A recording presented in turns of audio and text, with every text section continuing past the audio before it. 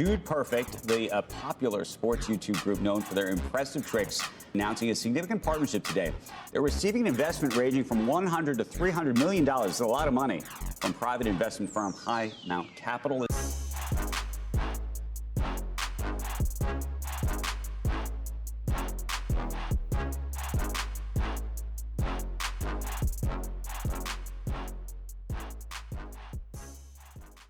All right, we are back for another episode of Under the Number. Today, I'm joined by Jason Illian. Jason is the founder and general partner of Highmount Capital.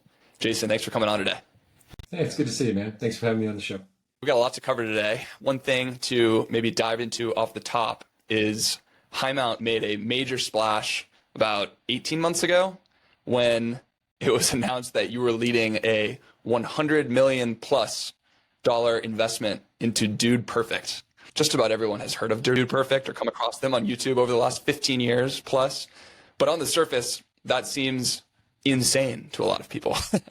Tell me about how that came to be, how it first came across your radar, and why you had the conviction to jump in and write a check of that size and get a deal done at that level for a group of 5 YouTubers chucking trick shots. I mean, at the surface, I would say, listen, if 5 years ago you said you were investing money in AI, you would have sounded crazy. If 15 years ago you said you were investing a lot of money in social media, you would have sounded crazy.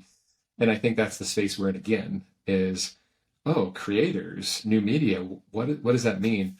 I think we're going to look back in 5 years and say, it's not new media anymore. It's just, this is how business is done, which is why we wanted to commit to this and make this investment with Dude Perfect. And the background is like, listen, there's 5 guys started doing trick shots 15 years ago at Texas A&M and built this really big business with over 100 million followers on multiple platforms. And they basically did it with the guys, one business guy, and some people on the film team.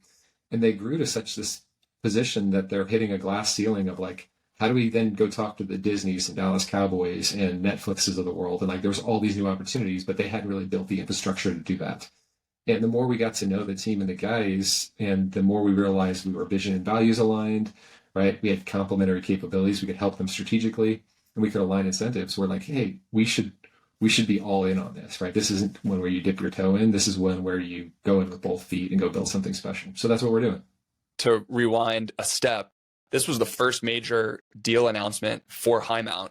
Prior to that, you were with the Koch family office doing venture and technology investing for a long period. How did Highmount come to be in the first place, and what gave you the conviction and really the desire to go off on your own and start your own group? Yeah, I've been very fortunate and blessed. Like I got the chance to help Koch build their growth and venture arm, and started with 2 of us. By the time I left, we did, invested over $3 to $4 billion, and it was growing nicely. And we built up this great team, and Koch was investing in things that were more strategic. And at the time, I was looking at opportunities that weren't strategic to Koch, but were just really good opportunities, right? Things like Dude Perfect. And we couldn't do them because they just didn't fit the mandate. And so that was the first desire to say, hey, maybe we should go after the deals that we want to do. And so as I was brainstorming, talked to one of my friends at the time, David Hawkins, who's in New York. And, we said, hey, let's go do this together. So I broke off from Koch. He was getting ready to start his own fund, and we said, let's do this together. And then one of the other gentlemen from Koch who was getting ready to retire joined us as well. And that was the genesis of Highmount. And we were very fortunate to have a pretty broad network of investors and entrepreneurs and opportunities to look at from day one. And it was more of like, hey, what do we want to do? Now, that being said, we didn't think our first big deal would be Dude Perfect. We were just very fortunate. Like, we knew the guys. There were connections through some of our investors. And when we dove into the opportunity, there were multiple very large, well-established private equity firms trying to do this deal. But I think we helped them build a better mousetrap. And we're saying, hey, let's build something strategic that we don't have to flip in 5 years, but we can hold it for 20 or 25. And let's go build something special. And that really resonated with them. And that's kind of how we landed on saying, let's go run together for a while on this. Can you give a brief history flyover of Dude Perfect, starting back in that Texas A&M backyard in 2009 or whenever it was when that first video hit the internet? Yeah, basically started 5 guys, Texas A&M friends, doing trick shots on this small platform at the time called YouTube, right? And at the time, YouTube, many people don't remember this, but this was like, it was kind of the junk drawer of videos. Like, nobody really knew what this thing was going to be, right? And they did this video of doing these trick shots, and it got picked up by, I want to say it was either Good Morning America or one of the big shows. And it just went viral, right? They got millions and millions of views, and they were kind of like, yeah, this is cool. Maybe we should do a couple more. And so they did a couple more, but never really thinking this was a business. They just thought it was fun. And these 5 guys had great personalities that worked. And so they kind of kept doing this for 3 or 4 years. And so when most people don't know, it wasn't until 4, 5, 6 years in, when they were graduating from Texas A&M, that they were saying, hey, should we go get real jobs, or should we like dive all in? And diving all in at the time sounded insane, because like, diving all in what? Like, how do you make money doing this? And so there's lots of stories behind this, but really what it came down to is they said, hey, let's dive in. They did. And then they started building a real platform where sponsors wanted to be part of the videos. You know, they could get paid by YouTube, and their audience was getting big enough that they had real ad dollars coming in, and it started growing to a real business. And that's only accelerated, and even more so in the last 5 years, as you see the YouTube and YouTube TV numbers accelerate, because this is a platform that is becoming the platform. It is the platform. The next generation doesn't turn on the TV like we do, right? Everything is on YouTube or Netflix or Snap or Insta or those things. And that's where these guys play, right? They are the tip of the spear. And they've also done it in a family-friendly manner. So like, it's hard to not like Dude Perfect, right? They're fun. They're good for kids. They're good for adults. They just launched a podcast that's already had almost 50 million views in like 2 months, right? Like, it's crazy. And, you know, they've been at it for 15 years, which most companies don't even make it, much less creators make it for 15 years. And these guys are accelerating, like they're getting bigger and they're growing faster, which is just a testament to them. Like, we didn't do that. That's a testament to like their creativity and the vision they have for building the next generation Disney. And there are some really interesting content to commerce model businesses out there that have evolved over the last 5-10 years. Barstool Sports, great example. Meat Eater, Steve Rinelli's company, great example. I know the Churnin Group is a classic kind of venture growth equity group that's very much bought into that category, that type of business. What was, if you can pinpoint it, was there a moment for Dude Perfect where maybe the switch was kind of flipped, where it went from, oh, we're not just making, you know, some ad dollars off of YouTube, we're not just doing a sponsorship deal, but maybe it was the first product that they sold, or maybe it was the first commercial partnership offline that they broke, or that they were able to get done. Was there kind of a milestone that stands out to those guys where they thought, wow, okay, the audience is just the megaphone, and then things really get interesting downstream of that? I think there was probably multiple points along the way where they were kind of like, aha, this is real. Like, they talk about the first time they got a large enough sponsorship where they could all take basically a salary. They're like, oh, look, we survived for another year. Cool, right? Like, that was a turning point. And then they had the turning point of where nobody's allowed to, you know, touch the grass at Augusta, but they got to play all sport golf at the Masters. And people were like, seriously, they didn't like shoot you as soon as you stood out on the grass? And they're like, no, they encouraged it. And so there were all these points. And then, you know, probably another 3 to 5 years ago, they hit another point where they started realizing, like, we have a full integrated flywheel here, potential, right? That fully integrated content to commerce piece. We are kind of at the centerpiece of that. And then, you know, we as Highmount came later in the last 2 years and said, when we dove in to say, like, you guys have something really special here. What if we grow all those aspects of that business? Because it is a full flywheel that, like, yeah, you make dollars on ads and things like YouTube, sponsorships, live events, Netflix. What if you do something on a permanent location, and podcasts? And oh, by the way, every time you do one of these things, it spins the other one. And those then, as they start spinning, create a wider moat. And then it sucks other things in there. It just kind of becomes one of these things that's a self-fulfilling prophecy over time. And if you do it well enough, you create escape velocity that it's nearly impossible to catch it, right? Now, that doesn't mean you can't create something else, but to do it like this would be really, really hard. And so, you know, we came to that conclusion a couple of years ago. That's why we did the investment. I think they came to that conclusion over time in many different small successes that in hindsight, you can see the fingerprints of like, wow, this is something truly special.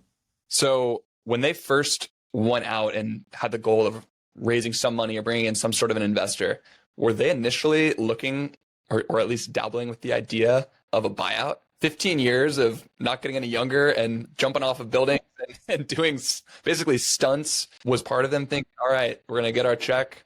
We'll give it to whoever wants to take this thing over and ride off into the sunset. Was there some convincing of like, no, guys, you are just at the tip of the spear here. Like things are just getting going, and we can get very creative to keep you from, getting injured and jumping off of high surfaces in the future. Right.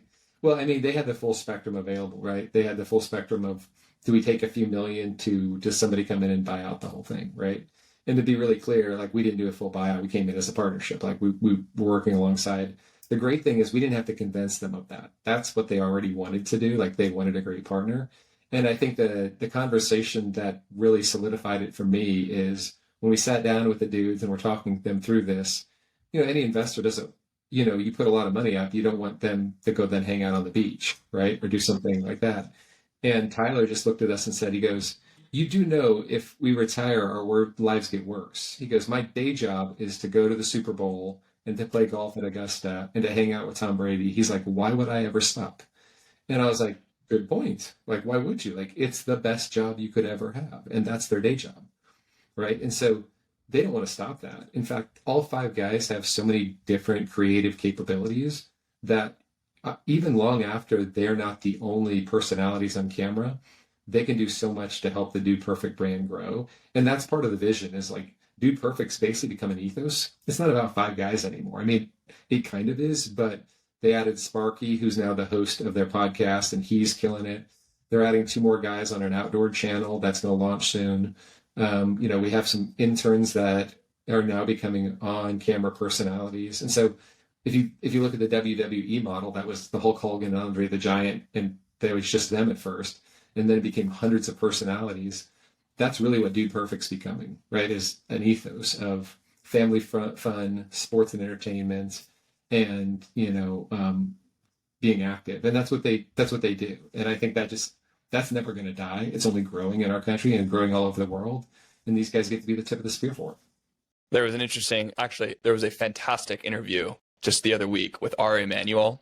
Maybe you listened to it. It was on Invest Like the Best, but he talked about this model and he said that's where everything is headed, right? If you are, in his example, he said, if you're Dwayne "The Rock" Johnson and you have hundreds of millions of total audience members in the form of subscribers, followers across all these platforms, like you are the distribution engine of the future. And you can bring in people into your tent and launch them and syndicate content that way. And he said that's where all of this is headed. Talk a little bit about the sheer size and maybe dispersion of the Dude Perfect audience. I know that there's some stat that as far as YouTube, they have a bigger audience than like the NBA, NFL, MLS, MLB combined or something absolutely wild like that. Talk about demographics and things like that. Yeah, I mean, to put things in perspective, like Dude Perfect had two videos this summer that were both bigger than the Super Bowl, both of them, right? And so one of them's at like 290 million views now, or 300 million, just giant, right? And so their audience on YouTube alone is, over 60, 65 million. Combined with their social channels, it's over 100 million followers, which means they're far bigger than any of the pro sports leagues when it comes to direct access to their, to the people that like them. And so Ari Emanuel's not wrong that once you build all this out, you are the channel. You're the marketing channel and the distribution. So then the question becomes well, have you built real trust? Because in our world, people can be fickle. And so having a channel but not having real trust is not a real channel, right? It's temporary. But what's really amazing about the dudes, and you see this in their staying power of 15 years, is that people really trust them, right? Like when we were sitting around, they did a city tour this last summer, filled out auditoriums from 10,000 to 30,000 people. And when we sit there and talk to families, they were just like, we trust whatever Dude Perfect does. We don't let our kids sit in front of most things online, but like Dude Perfect, we just trust it wholeheartedly. And we'll buy their hats and gears and go to their games and buy collabs and buy their drinks or whatever. And we see this time and time and time again. So the latest was we launched a podcast and we thought, hey, it would be great over the next 12 months, 18 months to become a top podcast in the sports and entertainment space. In 8 weeks, we landed the #1 spot in sports and entertainment in 8 weeks, right? And that's a testament to how much trust they've built with their audience and how good they are at the creative side, right? And so there's no, and I use this broadly because it's not just a Dude Perfect thing. There are other great influencers, creators, brands, IPs out there that are doing the same thing. And that's what's really interesting to us as a firm is like, how do we continue to do more of that kind of thing? Because that's really the future. And Ari's focusing specifically more on the live entertainment side. Like he's got the anti-AI portfolio.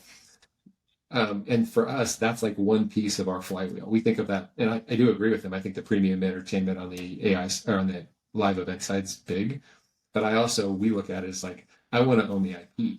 Right? Like I want to be at the top layer, and that being one distribution outlet of how people experience our IP. Speaking about the podcast, which you said it's just 2+ months old, when you have an audience the size of Dude Perfect and you have the production capabilities in-house that Dude Perfect has. I mean, I've been to the crazy headquarters in Frisco. It's unbelievable. Why partner with someone like Wave Entertainment to do the podcast? Why did you need them? Or why did you feel that partnership made more sense than just doing the entire thing under one roof where you've got the mics, you've got the cameras, you've got the audience? What do you need them for? And I genuinely am asking that. What did you need them for? Great question. And I think the best way to answer these types of questions is you have to realize, what are you good at? What are you not good at? And where do you want to put your resources based on a limited amount of time and energy, right? And so the simple answer, and you hear this in business all the time as well, Microsoft could do this, or Facebook could do this, or OpenAI could do this. And the answer is maybe. Like there's not free people sitting around at those firms saying like, man, I hope they launch a new company and I have time to go work on it. Like that's not how this works. And it's the same for Dude Perfect is at the end of the day, we have 4 or 5 key initiatives that we're all working on. If we only wanted to work on podcasts, could we have carved out all the resources to go do that? Yes. But at the end of the day, we're like, Wave is a great partner and they bring some things and capabilities that we don't want to spend our time and resources spinning up. So let's partner with them. And we think about that in various areas is that, yeah, there will be some times that we could do a full movie on our own. And there may be other times that we go work on a full movie or episode with Netflix. Like, we don't need to do it all by ourselves if there are great partners. And I think that just depends on the areas where you want to like completely own and run on your own versus the ones that you want to partner on. And that's where Andrew and the team at Dude Perfect's done a really good job of saying like, hey, where's our strengths? Where's our capabilities? And what resources do we have to deploy those? Because we want to be good stewards of the capital that we have. So let's do it in a way that's meaningful. I know that the values alignment is a key differentiator for the way that Dude Perfect does business, for the way that you guys at Highmount do business and pick who you're going to bring into the portfolio. When you are of that scale and size and reach like Dude Perfect, I truly cannot even imagine the amount of inbound requests for collaborations and partnerships and sponsorships. How does the team broadly manage that? How much of it? I mean, they have their pick of the litter, I'm sure, but in practice, how does that work? If you've got hundreds of millions of views coming through all these various platforms, I don't understand how you sift through opportunities that probably come out of a fire hose. It starts by, intelligent introspection on like, hey, what do we want to be when we grow up? And what are we good at, right? And so like, what's our vision? And who can we march with that's going down that same vision? Like believes in this is where we're going. So you want to partner with people that share the same vision and values. And Dude Perfect made a decision a long time ago that they didn't want to become bar stools. Like they weren't going to take beer money. They weren't going to take gambling money. That's just not what they wanted. That's not what they believe in, right? These are 5 Christian guys. Their faith's important to them. And they're like, we're not a ministry, but we want to put out good content for kids, like, and adults. Like you're never going to hear somebody drop the F-bomb, right? You're never going to see them wear some ridiculous shirt that you're like embarrassed to see them on TV. You're just not going to see it. So they made that decision long ago. So that resonates with our firm too, right? Like we're not going to go do alcoholic brands. We're not going to go do gambling. Like just not what we do, right? We want to have a positive influence and impact in culture. And we think if you do that really well, you can make money doing it too, right? We don't need to do it the other way. It's not that there's anything wrong with having a beer. It's just not what we do, right? And so there was great alignment with us and Dude Perfect. And so if they know who they are, then it's easier to see like when opportunities are coming in, do they align with that? And are we incentivized to go walk alongside them? Obviously, everybody wants to partner with Dude Perfect because the audience is huge. So like, who doesn't want to get your stuff in front of this audience? But for the dudes, it has to be a lot more than just like oh, you're going to pay us. It's going to be more of like, well, do we have the same vision? Are we actually aligned to go do this? And do we believe in your brand too? And so there's filters that help take this really broad and narrow it down to a much smaller group. And then you just have to be discerning and judicious about the business terms on each one of those, which is why we came in to help them build their business team so they can do it more efficiently. And I mentioned earlier, Meat Eater, we've talked about Barstool. What are some of the other, I wouldn't necessarily, the bleeding edge of new media might be a whole nother category, but they certainly were the disruptors. What are some other businesses or groups like those that you guys studied as part of your maybe due diligence process that you've gotten smart on and that you think are really understanding what this next frontier of media and audience alignment really is going to look like? So, I mean, you mentioned Meat Eater. I think Jason Bergsman, who runs that over there, is a brilliant guy, right? He's been part of the Chinden group. And I think that group, when it comes to looking at the future, is probably one of the ones that's closer to our firm on how we're seeing the new media world. If you see what's happening today with even the changes and the fracturing that's happening in the old world, there's a reason why David Ellison and the other ones are trying to buy up Warner Brothers. You're seeing a consolidation and a fracturing happening, right? That's usually meaning it's the last phases of the old world before it shifts, right? So that's what's happening right now. And you're starting to see all the traditional channels and groups start to look at themselves and like, we can't make money doing this the old way anymore. And so that's now shifting. And the shift is everyone's trying to figure out of like, well, what does that look like on YouTube and TikTok and Insta and right? And so then you start exploring like, well, how's Dude Perfect doing it? How's Mr. Beast doing it? How is Mark Rober doing it? Like, there's other big influencers and brands that are doing it well, and they're kind of the first wave. And I mean, if we're being honest, Mr. Beast is the biggest, right? He was the first one to go out there, billion plus audience, and he's creating Beast World. He's doing Amazon Prime. He's launching Feastables, and when you study his model, actually, the majority of his revenue comes through his product. I mean, Feastables is the golden goose there that he makes most of his revenue from. And so all the money he makes in creating content, he pours back into creating more content, right? To building up his audience and then monetizing it in other ways. And I think that's different based on your brand and IP. So like Mark Rober, as an example, he has a great subscription box service where you can buy something from Crunch Labs and it gets shipped to your kid's house in the STEM area. Really good at that. Meat Eater, they're really good at productization, right? They're really good at their audience is not anywhere near the size of Dude Perfect, but guess what? They're really good at creating outdoor product and helping educate those people on like why this is the right thing to do and why to do it, right? And so each one of them is employing the same model, but their impact and where they're focusing on that model depends on their brand, right? Like, so some of them may focus more on product, some may focus more on content, some may focus more on sponsorships. It really depends on what their brand's trying to do. But it's the same model, right? It's just being deployed differently in every situation. And so, we talked to everybody from the YouTube team to Dude Perfect to Mr. Beast to Meat Eater to all these groups, and are sharing learnings too, right? Because we don't want to go so far as like, hey, we're the brilliant ones in the room, come learn from us. We think there's something to learn from everybody. And there's a lot of great teams out there doing things that we want to collaborate with. How do you guys think about platform risk? Obviously, there's diversification now, as of probably more recently, across Instagram, TikTok, podcasts. People do point out a lot of the times, if you're going to build your business on something like YouTube, if YouTube goes down for a day or a week or a month, what happens? The world that's probably a signal that there are crazy things happening in the world, given Google's ownership and everything. But so maybe that's like, we got bigger fish to fry than bringing the channel back up, if that really is what happens. But really, like from a durability perspective, how do you guys think through that?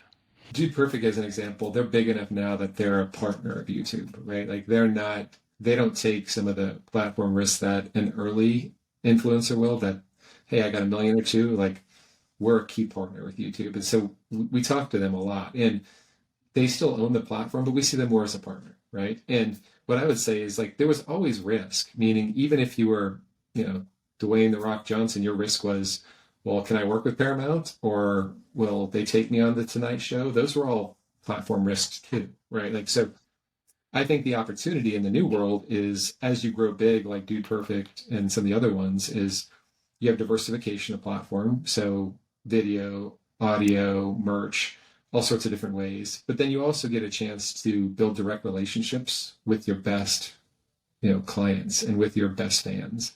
And so when people are willing to share their direct information, whether it's email or text messages or buy from you or whatever, you're getting to build up a really large base of these are the people who love you, and you can talk directly to them on any platform, right? And that's what really gives you long-term sustainability, is to say, hey, we can talk to them across multiple platforms or talk to them directly. And I think that's really how it's going to work on a go-forward basis. Some businesses are designed more to be YouTube specific or TikTok specific or Instagram specific, right? And there's pros and cons to each one of those. And then there are some businesses that you do establish a direct relationships because you're shipping a box of goods to them, like something they want to buy and subscribe to. And so I think really what that comes down to is, can you just be data driven? Like, let's be smart about this versus we think it's this, which is every business kind of starts there, right? It's like, here's our vision and let's try to figure this out. But as you get bigger and you have more influence, then you need to use data to validate that you're actually heading the direction you think you are, which is what we try to do on a daily basis. Talk a little bit about the challenges and opportunities or pros and cons with these two distinct categories. One being, there are a lot of people who say, if I were to get into the content to commerce game and back a creator, for example, I think of Sam Lesson at Slow Ventures, which has a $50 million dedicated creator fund. They want to go niche. Like, I want to know exactly who the hyper enthusiast of this edge thing is. I want that to be my lane because I know exactly what they want. I know what to sell them. I know how to serve them. Versus you take Dude Perfect, which sports centric, family friendly, like that applies to basically any kid anywhere on earth is probably going to enjoy a Dude Perfect video. And there are pros and cons that come with that scale, right? You have the scale in exchange for maybe less of a granular understanding of that audience. But talk me through that.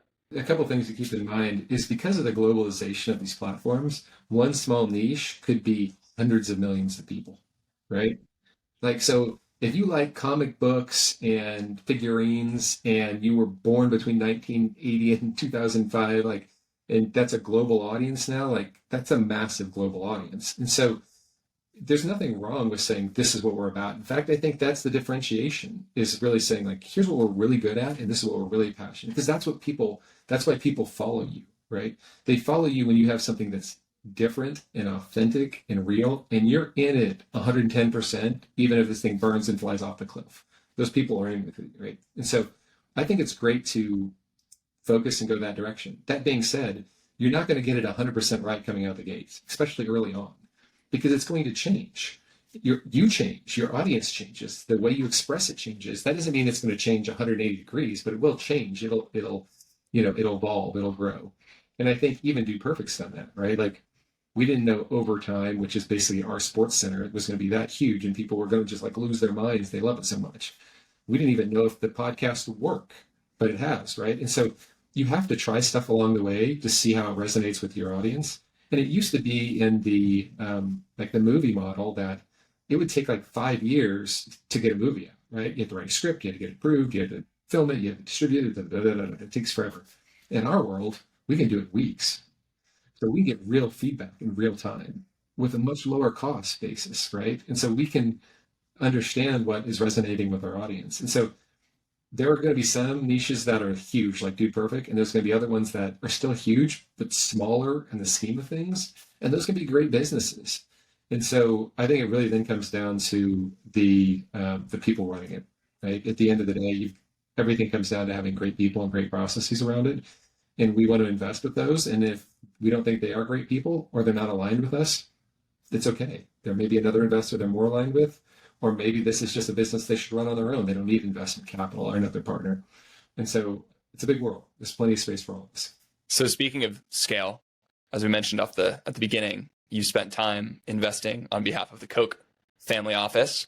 Obviously, Koch Industries, I think, is the single largest private business in the country. It is, yeah. Very, very large. Very large. What did you learn during your time at Koch? Man, there's lots of things that I learned, but I think one of the primary things I had the fortunate that Charles Koch was on our investment committee. So anytime we pitched a deal, we were pitching it to Charles and the senior leaders there.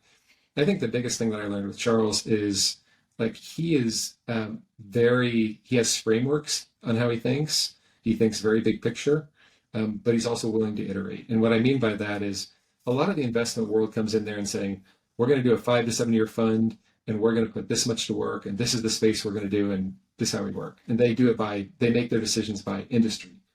He makes decisions by capability, meaning if we're good at oil engineering, can we be good at gas engineering? Can we be good at electrical engineering? And he takes a capability and pulls it across and work across any industry. And then he's willing to say, well, I can get in that business and buy 10% of your business or 100%. And I'm flexible to either one. And he'll continue to grow down that path, right? Of doing either the 10% or 100% of the business. And so he was really flexible, which is what allowed him to build the largest private company in America, right? Is to say, hey, I'm playing the long game and you guys are playing the shorter games of like, I want to buy a business and sell it and create liquidity. And he's like, I'm just going to keep buying up stuff and I'll sell things when necessary, but I'm going to take some big swings and really go after it. And that's what's allowed Koch to beat Koch. And it's just very rare. Yeah, well, I mean, and being in that Koch ecosystem, I can't imagine the access and relationship building opportunities that must have come from that. Who are some of the people that you met just by being in that world and being in those rooms during that period that maybe have influenced the way that you were able to set up Highmount, or people that you still, stay in touch with today as a mentor, as an advisor? Tell me about that. Yeah, I mean, we were incredibly fortunate, right? The Koch's built such a big business. When you have a business card that basically says we have unlimited capital to invest, they let you in lots of doors. Yeah. And so whether it was hanging out with the guys at Andreessen Horowitz, or we had dinner at Masa-san's house for SoftBank, or anybody in between, right? And we just had the chance to hang out with Gurley at Benchmark or get to know the guys at Co2. And they all have different flavors of investment styles. And what you find is like there's some great investors that you resonate with and some great ones that you don't resonate with. That doesn't make them less great. It's just maybe that's not your style or the way you do it as well. And so we've continued to build on those relationships that we made when we were at Koch. And a lot of people are either investors or advisors or just friends to what we're doing now. And that continues to grow over time. But we were very fortunate that, and I wholeheartedly believe that you build relationships wherever you are as a person. And if you build great relationships, they'll want to continue to work with you as a person, regardless of what firm you're with, right? And so, I always tell my kids, like when you're in college and you're getting to know businessmen, always ask how you can help. Always ask how you can serve. How can you be of assistance? And then those same people will be there to help you when the time's coming, right? Or when you're looking to get a job or you're looking for a referral, they'll be the first ones to step up and say, hey, I remember when you helped us. Yeah, what do you need? What can I do for you? And that's how life works, right? I think if you give first and you're not looking for anything in return, good things happen. And that's always been a mantra of our firm is give first, be helpful, add value, and hopefully over time you can align incentives and make money doing it.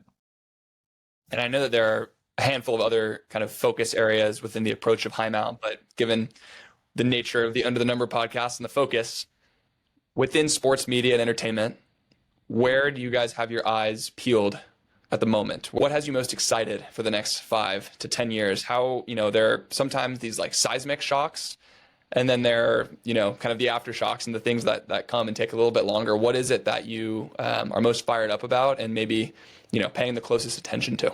Best way to think about this is there's a lot of great investors currently in the sports space, right? And you can name a bunch of the great firms, whether you're talking about Avenue or Arctos or what Cuban's doing or any of those.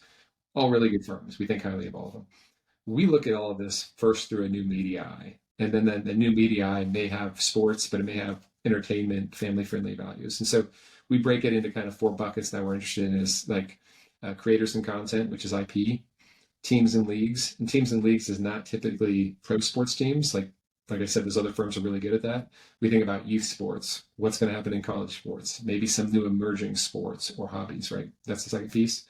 The other one we think about is gaming and platforms. So think about this as the infrastructure space, the connective tissue that's building this new media world is going to be tech companies and platforms that have to grow to support all of this, right?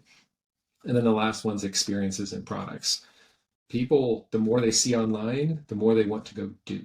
So you're seeing premium experiences. This is the Ari Emanuel bucket, right? What's going to happen at F1, Super Bowl, why people spend $1 million for a box.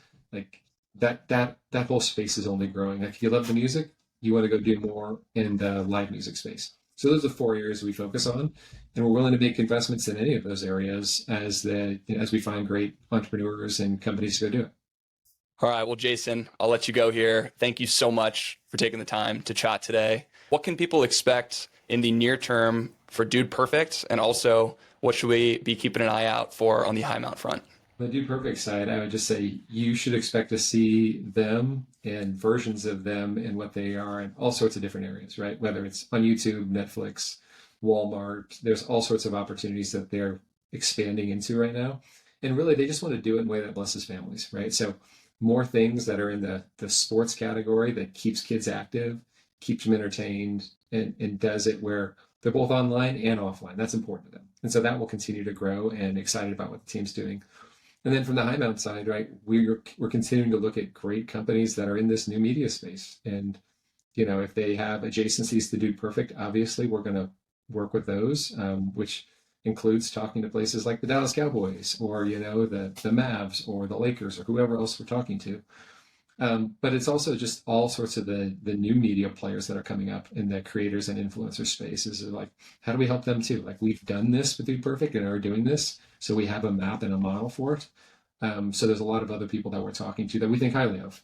And does that mean we'll do it exactly the same way we did with Dude Perfect? Probably not exactly, but we'll use the same model and framework to do it, and hopefully have a lot more things out flying around the ecosystem that are blessing families and blessing people in various ways. Exciting stuff. I love the work you guys do. Thank you again. Thanks for having us.